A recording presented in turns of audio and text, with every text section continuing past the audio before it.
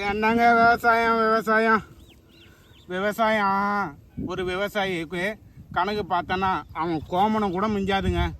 என்ன விவசாயி இந்த நாட்டில் கொள்ளை அடித்து ஊழல் பண்ணி கோடி கோடியாக சொத்து சேர்த்து வச்சுருக்கான்.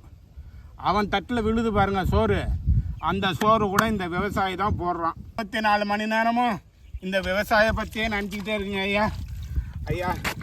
ஐயா சீமான் ஐயா, எங்கள் நிலமையை பார்த்தீங்களா? விவசாய நிலமையா இந்த பக்கம் பார்த்தீங்கன்னா என்எல்சிக்காரன் விவசாய நிலத்தை அழிக்கிறான் ஐயா.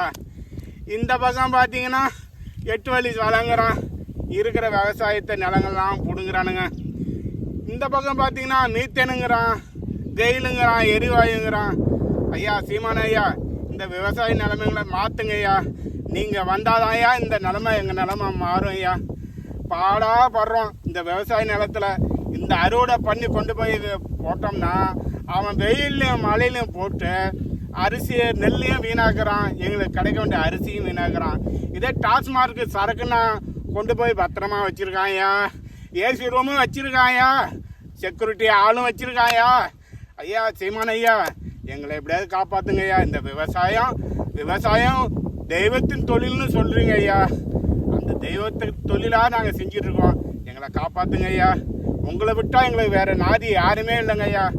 ஐயா வந்துருங்க ஐயா, இந்த விவசாயிக்கு ஒரு மாற்றத்தை கொடுங்க ஐயா.